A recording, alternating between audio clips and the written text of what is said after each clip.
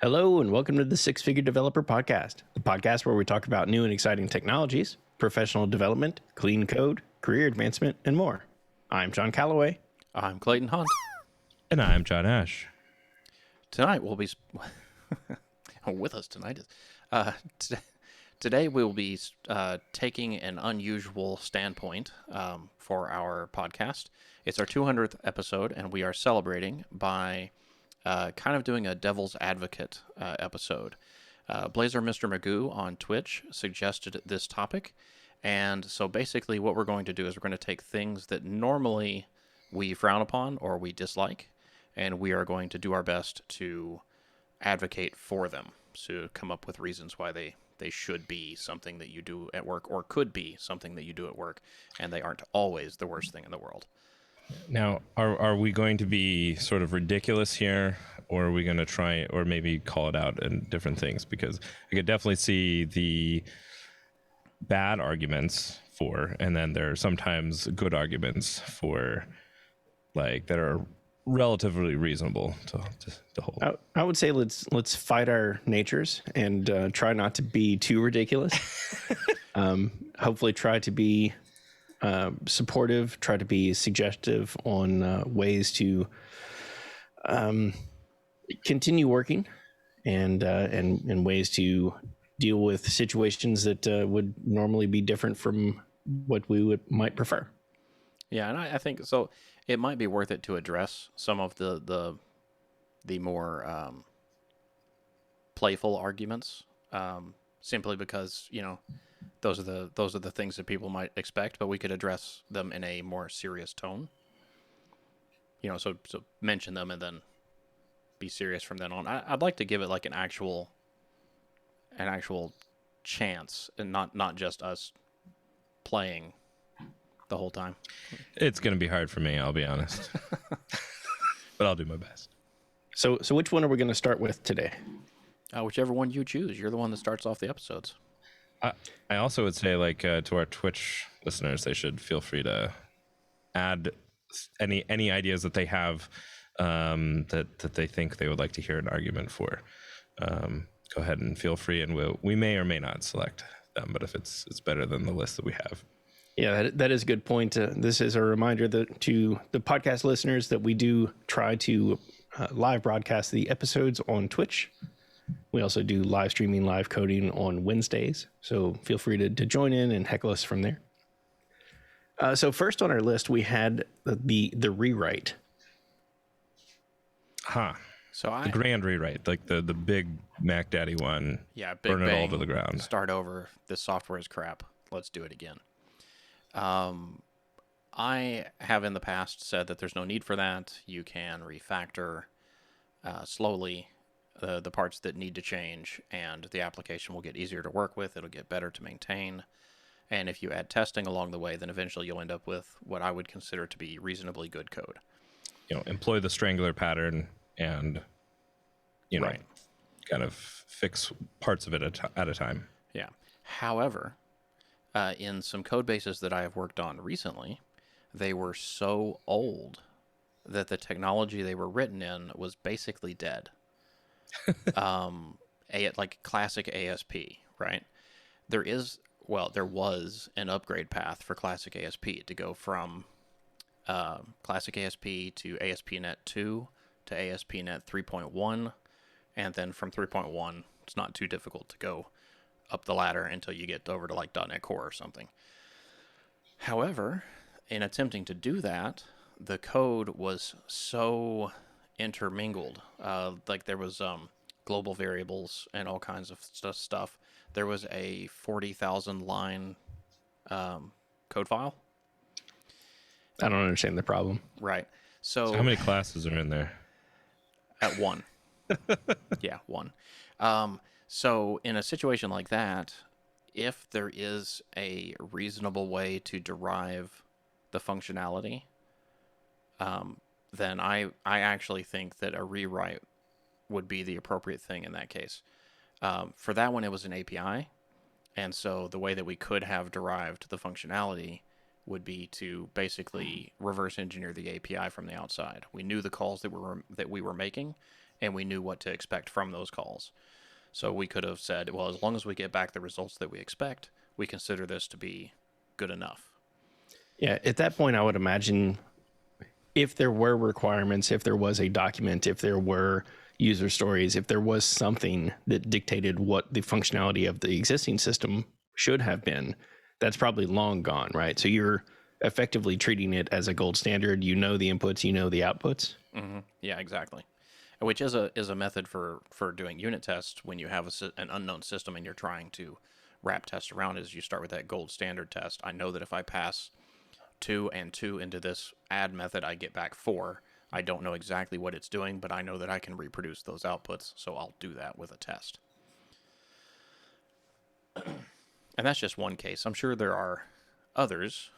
Can you guys think of any other reasons to do the big rewrite? Yeah, I've been in the same situation where there's just an older technology, an older code base. There's just no real smooth way to do a piecemeal, a strangler, breaking out functionality. At that point, I think it probably makes sense to figure out what an MVP might look like. What can you get away with replacing, and then build up from there. The tough call there is how do you get buy-in from the business, because it's going to be a difficult sell to go the route of we're going to rewrite what you have and deliver less functionality initially. You could probably put some metrics around the API or the code and find usually older code bases have a lot of dead code, so there may be a bunch of stuff that's not even being called that you could bypass for your MVP. And for the MVP, you can also do like a proxy, right? So while you're doing the big rewrite, you have your new code call the old code until you have rewritten it. Assuming your old system would accept that type of interaction, right? Right. Yeah. If it's well, yeah. And there are cases where they're doing weird things that don't allow you to do that. But if it's an API or web based, then usually you can get away with that kind of stuff. Oh, Mr. Magoo says that he has chosen to rewrite before when the original was unreliable and written in C++, which no one should have to maintain. You got a thing against C++, Mr. Magoo?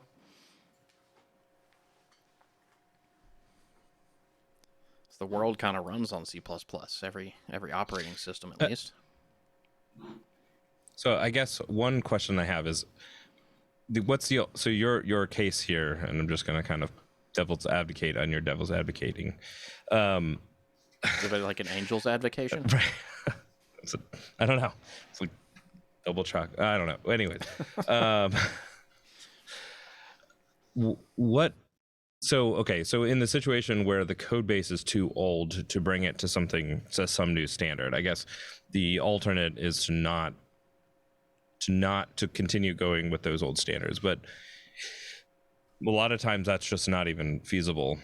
And so isn't your only option to rewrite if you're looking to really continue supporting and investing in that platform? Or you saying like you have a car but you want to train, right? Or... So I mean, well, I'm just saying, like, the application is in such an old technology. I guess you just continue to maintain it, or I guess. Yeah, if your so code if is you're trying to maintain it, like, you don't need to make any changes to it necessarily. But if you're trying to make changes to it,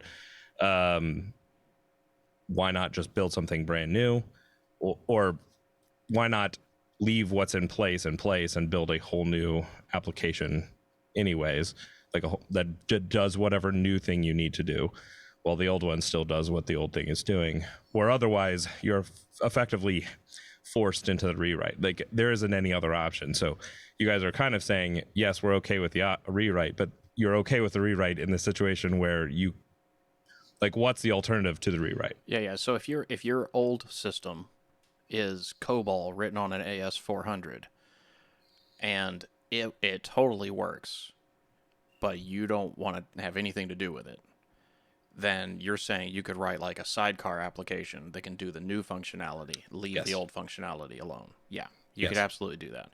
And if you can get away with that, like if you don't have to modify the existing code, if you can just extend and write new code, that would definitely be preferred. But yeah, we're kind of going with the apocalyptic scenario that this code base has to be modified continuously because it's the lifeblood of the company, and they just can't afford to leave it alone for whatever reason.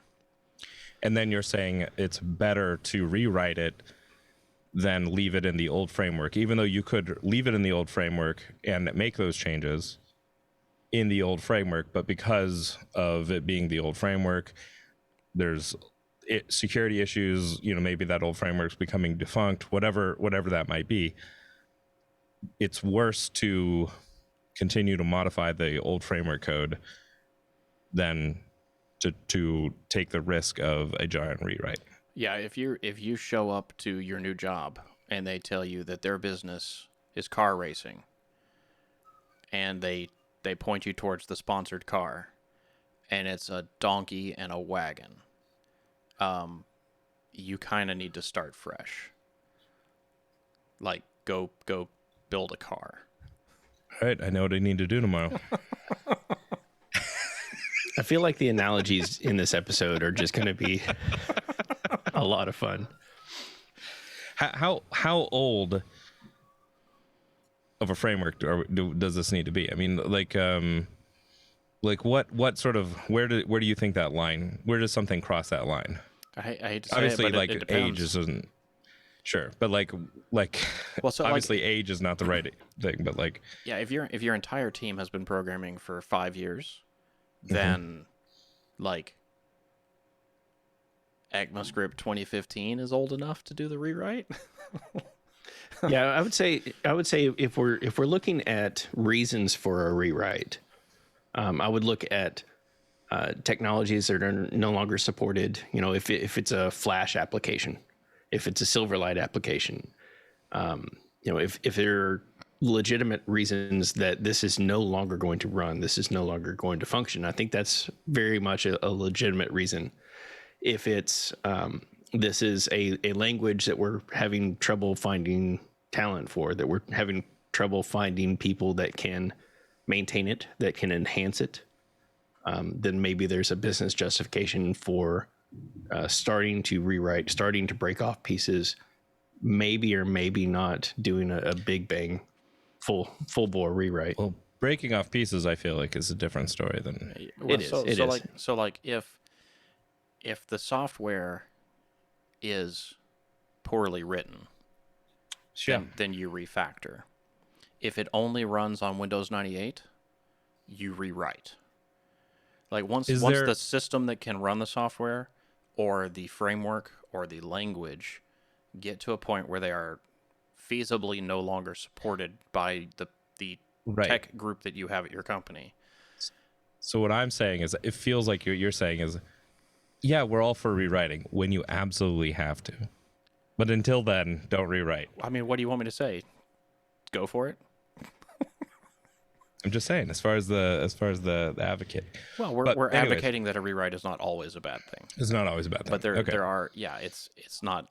When it's absolutely necessary. If to it move wasn't forward. episode 200, we would say it's never a good thing, but it's Okay. Yeah, no, that's fine. No, I mean, I that can be the answer, and I kind of agree with you guys there as well. I just wonder if there's any point and if there's so like if you have a technology that's relatively modern, it's not too far off, but the application, is there a point in when the application can be so difficult to deal with that you just simply say, even though we could refactor this or whatever, the risk of the risk of refactoring, it would just take too long to work all through that. so like if I it's think written in this- web forms or Angular 2. Exactly. I think this might tie in nicely to our next bullet item, assembling the Tiger team. You know, Well, I'm obviously on it. right. I would say, Ash, your description there of your scenario is the code base got away from them. Yeah, And exactly. and by that I mean, you know, good coding practices may or may not have been adhered to. Requirements may not have been understood. It grew to an unmanageable, unwieldy beast, probably at the hands of individuals adding code to it. So that becomes: do we assemble a Tiger team for a rewrite? Yeah, we hire brand new fresh grads to maintain the old system. Well, we have the best of the old developers write a brand new one. Yeah. So do we take the people that were responsible for making the mess to begin with and move them to the Tiger team for the rewrite? Yes. I'm gonna let you guys handle this one because I don't know that I could do this one seriously. There is only one kind of Tiger team that I would deem worthy, and that is not a developer only Tiger team.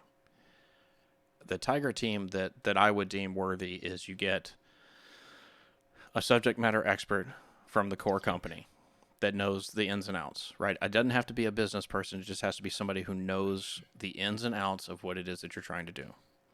Then, because your company clearly couldn't do it the first time, you hire a consultant as a business analyst / project manager, whatever you want to call the title, somebody that can organize thoughts and put them to paper so that the devs can understand what's going on.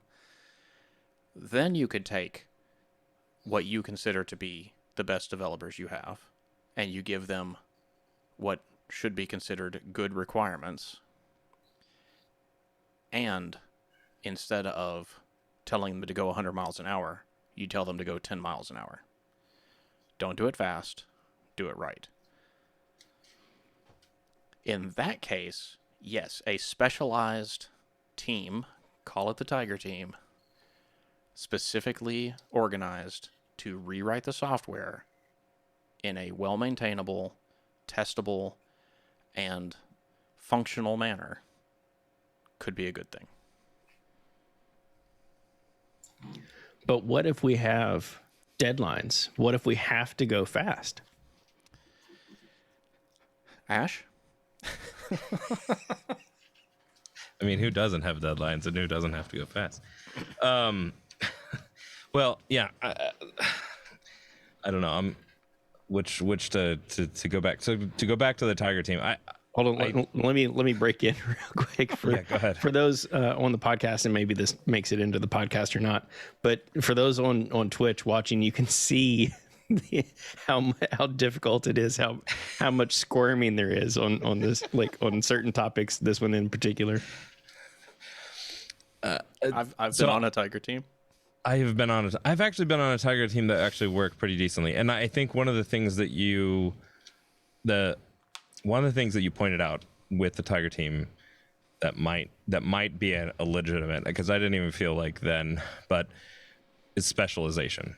So in the particular situation that I was in, the large company basically found themselves sort of looking at their applications and realizing we're pretty insecure. And we have a lot of applications out here that are pretty insecure.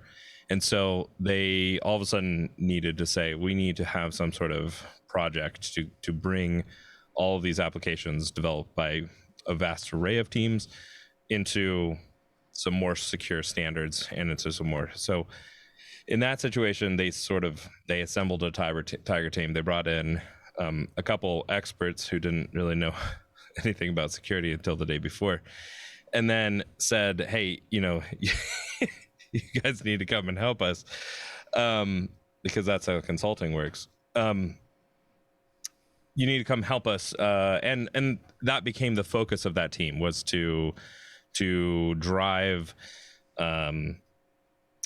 both sort of helping the teams who are maintaining the code fix the code that they have currently, but also provide that education to say, this is how to fix that code going forward.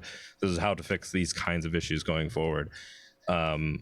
Without, so that the teams who hadn't really been following security practices, and that's how they got into the insecure mess that they were in, had that guidance coming in from teams. So that to me, I think, is a pretty decent use of a Tiger team, but I still would not call it.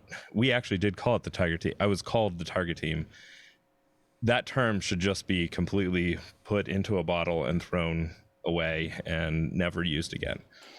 Well, Clayton's been on a Tiger team and worked on the Phoenix project, so It's true. As far as deadlines go, and moving fast, everything comes with a trade-off, right? So if you want to follow best practices and you want to do maintainable code and you want to do testing and you want to do this and you want to do that and that and that, all of those things come at a cost of speed, with the benefit of code that will allow you to move faster in the future, because you don't have to worry about whether you've broken this piece or that piece, and it's easier to find things and it's easier to make changes and so on and so forth. However, to meet those deadlines, I think is it Facebook that's like move fast, break stuff? initially, yes. Yeah, so you can have certain items where the goal is, okay, isolate this chunk of functionality, write the worst code ever. It just needs to function. We need to get it out because we want to know if this is something that our customers will use. Let's say that the threshold is a 25% engagement, right? So if we get 25% engagement, then we will create a focused work item or a focused team to then go and write this chunk of software that we have isolated. We've put it in a bubble. We will write that following our normal standards. But for the purposes of discovery, we just want to get something out there. It doesn't have to be the best code in the world. It doesn't have to be maintainable. No one's going to make changes to this except for as part of this experiment.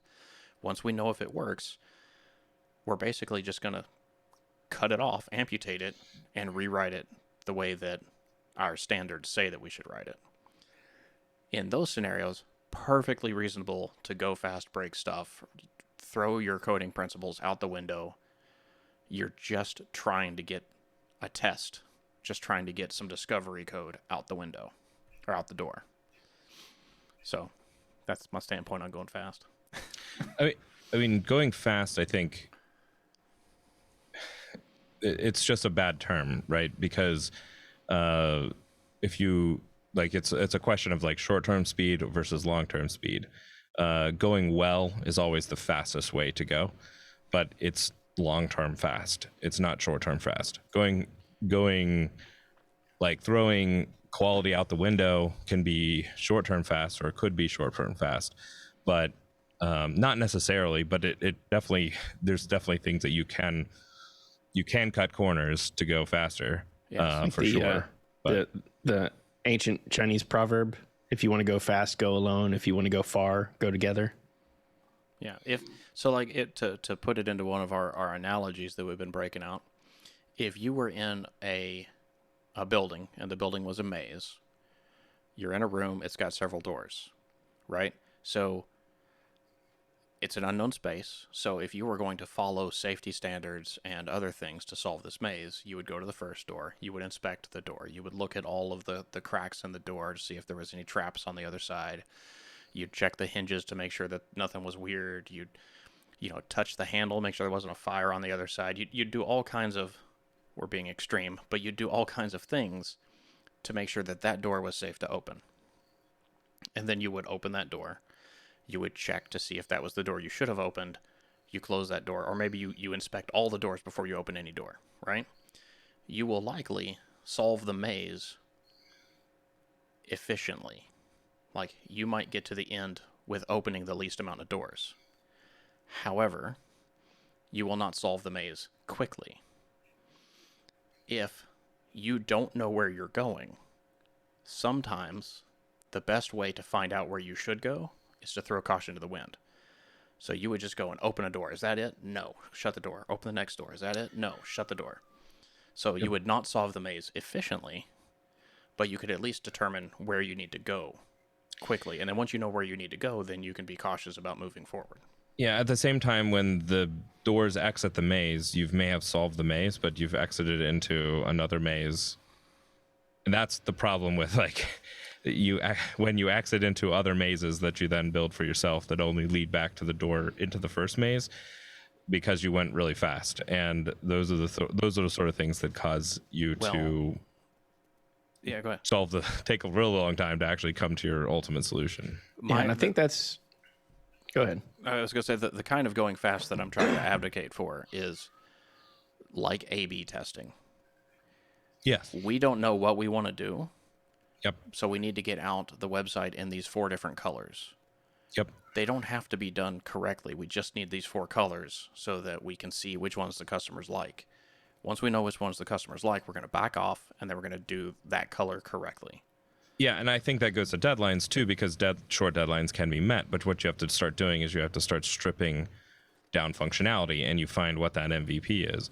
And when people are saying, "But add the other thing," and "But add the other thing," Yeah, I won't add.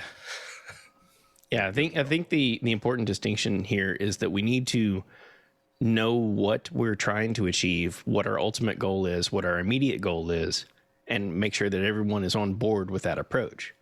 Because what we don't want is for someone to see Clayton's bubble code and think that that is the new here. Yeah, that is the new standard, and all subsequent code will adhere to that standard, and then it just becomes that unmaintainable mess, right? That's why you append bubble to the end of every class, so that they know. Now we're approaching the silly. Got it. Feature X bubble. No, it's a standard Hungarian notation. I'm not aware of that one. Bubble? You just don't know the whole range.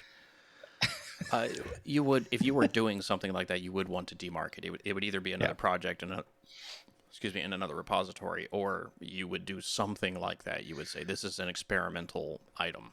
Somehow. Yeah, how many times does you get that experimental done and then they ship it? Yeah. Yeah, well, Ship so it, it all comes don't down touch to it. it all comes down to trust in your company. I don't. No. Yeah, so that brings us to requirements. Do we need requirements? At what level do we need requirements? I go back and forth on this. So, would I like requirements? Absolutely. If I have requirements, my job gets real easy. However, I don't always did Clayton build and destroy that. However, I don't always need requirements. Not like, not like a user story with acceptance criteria and testing scenarios and design mock-ups and whatever else you might want to throw. Sometimes I just need a picture of what they want the site to look like, and then I can go to the BA and I can say, hey, I was working on this and I noticed there's this button. What happens when I click the button? And then the BA will tell me. Sometimes it is faster, easier, less of a headache to go that route and get requirements in real time. And if you look at like the guidance for Agile, it is supposed to be a communication. It's supposed to be a discussion. So it's not what you see on all the little pretty pictures of the cards, but it is in the spirit. Like it's a communication. I asked a question, I got a response. I showed them what I had designed. They said no, it needs to be purple. I changed it to purple. They said yes, that looks good. Can you move it to the left? I move it to the left. That conversation back and forth until they go, perfect, ship it. Yeah, I think I'm in agreement here. I think we definitely can get frustrated because it is very easy to work. It's a lot easier to work when you have a well-defined target, right? But I think that's exactly what work items are. They're targets, and there's a question of like how well defined is this target, and there's definitely different approaches to that definition. So you can sit and sort of like push back and go, wait, I don't have enough requirements to like move forward, or I have sometimes too much requirements to move forward. But you can sort of like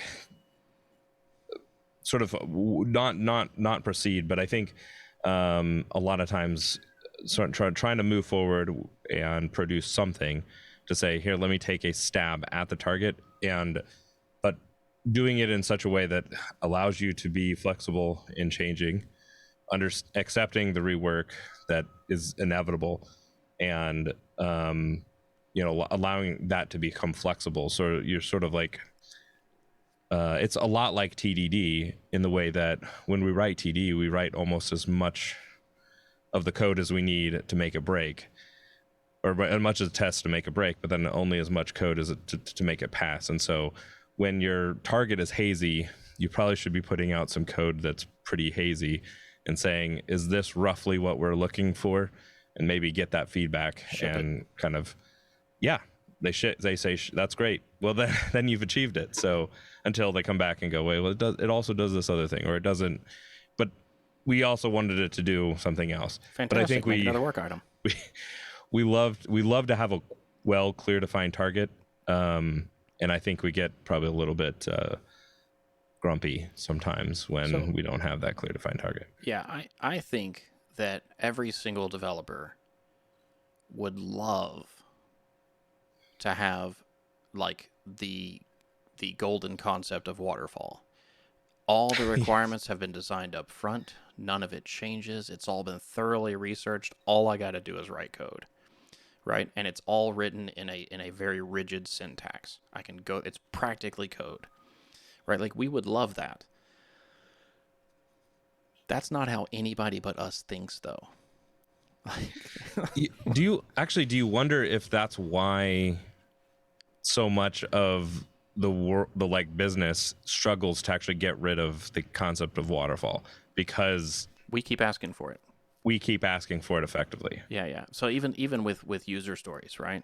Like, oh, no. The requirement has to be in this format. As a role, I want feature so that business objective, right? Like, we are trying to force a syntax, a well thought out syntax upon the business. They don't actually care. They're like, I just want a button on the page. Can I get a button on the page? When you click it, it needs to say hello.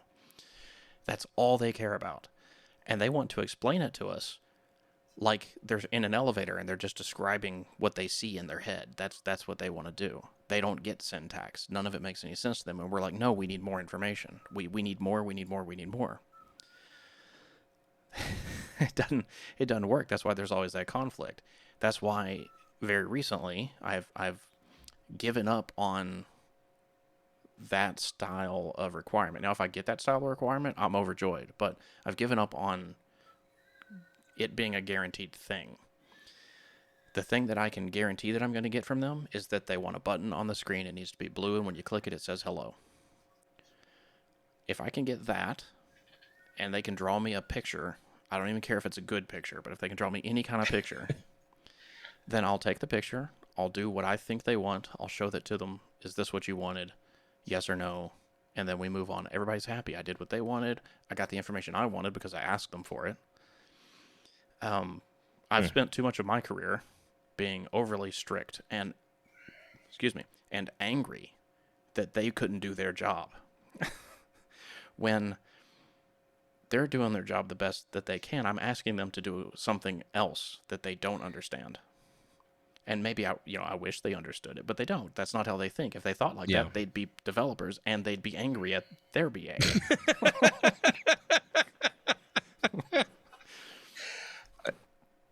That's why I think it's important when we're having those discussions, myself included. I've all but abandoned the syntax. Like, people have tried to introduce the syntax, the gherkin, the user stories to teams filled with business professionals that are great at their job, that haven't had that exposure to that syntax before, and that's where you lose them. What I typically try to stick to is I want the spirit of that. I want to try the best that I can to understand the intent of this feature item, of this work item. I want to understand the behavior we're trying to capture. I want to understand the feature that we're trying to develop and the value we're hoping to get out of it.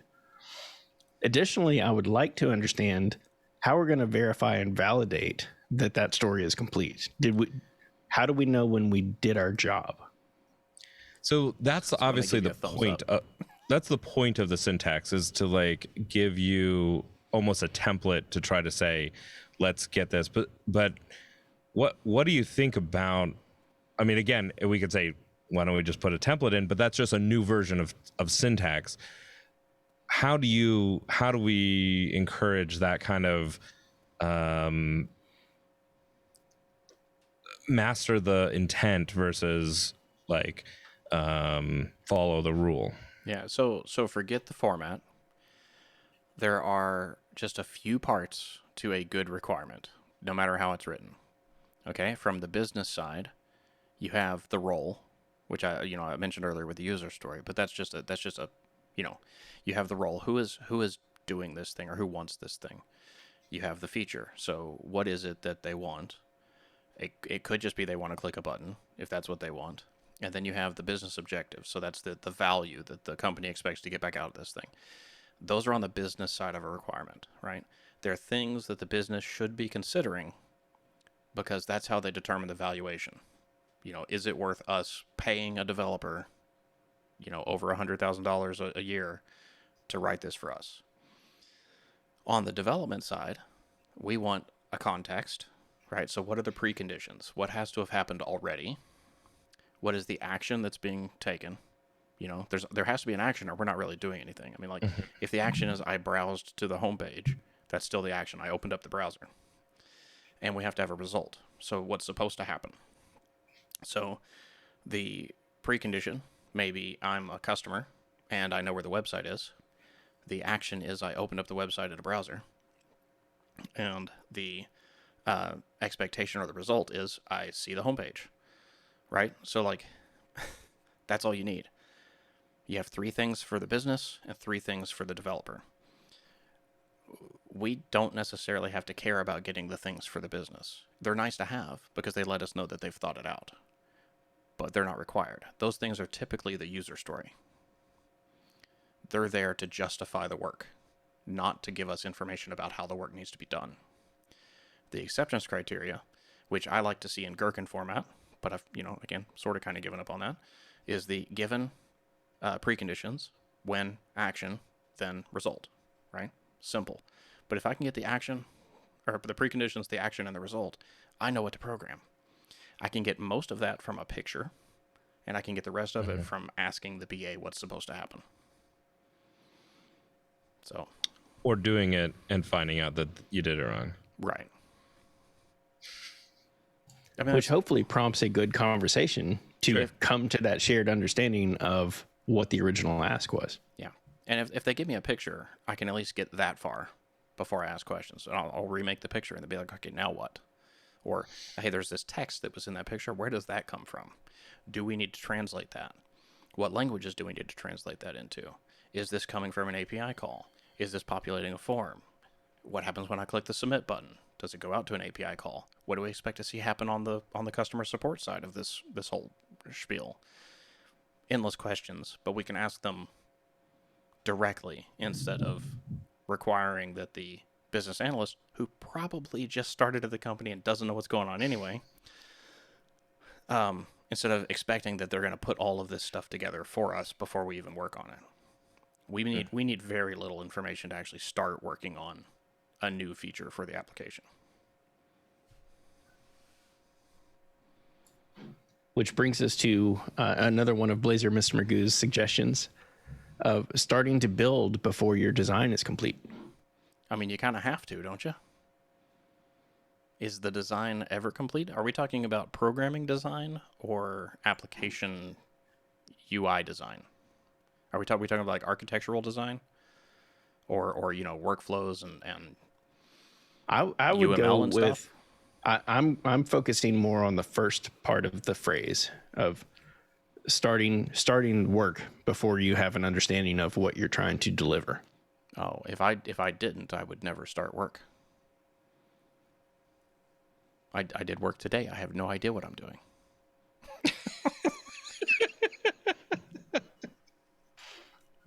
So Wednesday, got it. Yeah.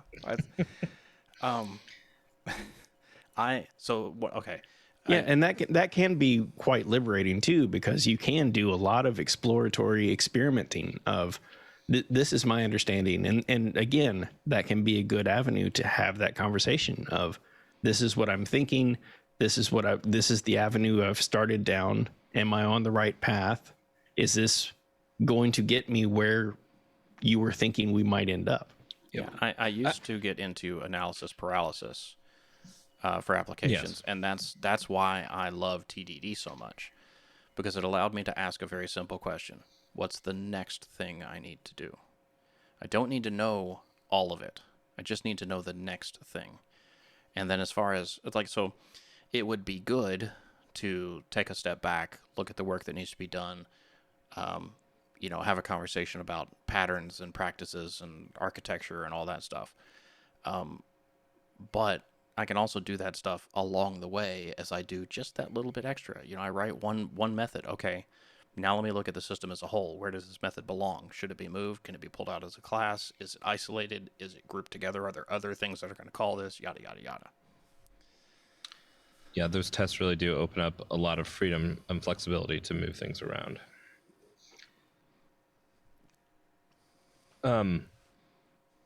I think that one of the things that comes out of building before you design, which I think is one of the things that people most dislike, is there's inevitable like frustration or friction and tension, right? And I think what I like to see those things as actually positive. It's difficult because I think a lot of people tend to shy away, especially from conflict, from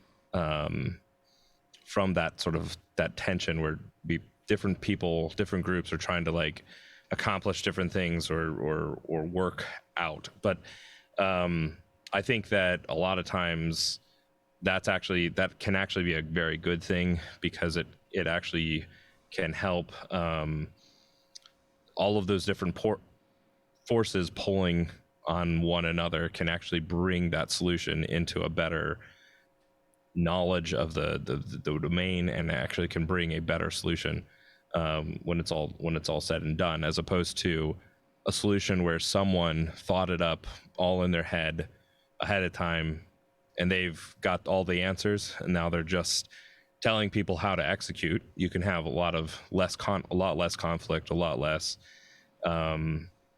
tension and frustration, and it's easy to implement. But in the long run, that one person, that solution is sort of like only developed by that one mind and that one mind's opinion and perspective. Whereas that tension solution comes out of a lot of different ideas, and they all sort of like working themselves out. They can definitely still create a bad problem. And ultimately you can have bad kinds of conflict where people aren't willing to compromise, aren't willing to like come and see others' perspectives. But when you get that good kind of tension, it still is frustrating, because you want to get in and you want to do something, and you want to go fast, and you want to like get this thing done, but you're like feeling like you're held back. But that's usually a better thing in the end. I don't know. That's sort of my take on that. Yeah, the favorite teams that I've been a part of are highly collaborative, don't mind having the debates, and arrive at compromise. Like we've had the debates, we've heard the sides, we've come to a resolution. We're going to continue to move forward in what we think is the most beneficial path. We may be wrong. We might learn some lessons. We might pivot if we need to. We won't hold it against people. Hopefully, we'll come to an agreement. We'll realize that we're all in this together. We're all working towards a common goal for the betterment of the team, for the betterment of the organization. My favorite teams are the ones that have individuals that disagree with me. Yeah. I thoroughly enjoy the argument. I mean, debate. um, but none of my preconceptions get challenged unless somebody disagrees with me. So I like to have them challenged because it makes me revalidate them or change my mind and Hmm. decide, oh, that person's right. They have some good points. And I feel like that's probably a pretty good place to start to wrap up. Are there any other items that we wanted to cover for episode 200? We may not put it in the episode, but Freaking Ward did say, could you elaborate on accepting the rework? And I assume he's talking about when we were talking about going fast. I could be wrong if he's still out there. Yeah, so I can still elaborate, but the what I meant by accepting the rework is when you're going fast and or when you don't have like the design fully flushed out or whatever, a lot of times what you'll end up having to do is build something in one way, right? And then we either maybe it's immediate, you get immediate feedback that says no, this wasn't exactly right, so now you have to go and rebuild that, or pretty shortly down the line you realize, wait a second, we went a wrong direction, and now we have to like backtrack and put that. And I think there's a huge emphasis on rework is a negative, bad term, bad thing, and developers don't want to do it because they're just sort of like, well, I'm just doing the same thing I did over again, and I could have told you that this wasn't going to work. There's like tons of those sorts of opinions that sort of get out there, and then project managers and business can be like, rework is, I'm having to pay twice or for the same thing, and rework can be a really bad notion in that regard. But we should be, I think, from a development perspective, a little bit more open to the idea that we're not going to get it right the first time, that every iteration of code is a shading process of saying this is a stab towards the target. We don't even clearly see that, even if it seems clear, we don't really clearly see the target, and we're just trying to take an aim and a shot at it. And every time, every pass and every iteration is sort of narrowing us into that new target, or maybe the target literally changes because that's, we're living in a dynamic world, not a stationary one. And so as much as we get upset with the business changing their minds all the time, it's possible that they didn't have any choice other than to change, because the world itself is dynamic. And so I just think I hear from developers too much like that rework being a bad word. Yeah, and it is software. If we've done our jobs and done our jobs well, it should be easy to change. Yeah. I figure, so to me there's two kinds of rework, right? There's the rework that I just know is going to happen, right? Every single line of code I write is wrong. It's going to get changed, especially when the business has to pivot for reasons like Ash said. But then there's the other kind of rework where and it can go, I guess there's two different branches of this kind of rework, but there's the rework where there's some code that was written poorly, like just absolutely poorly, like we're going fast poorly, and it has to be reworked. That's technical debt, because it's technical debt if the developers cracked under pressure and just wrote bad code. If it was written in one of those bubbles that we were talking about, and the purpose of this code is to be thrown away, then I don't consider that technical debt. It was an experiment. It served its purpose. Now we're going to lance the boil, throw it away.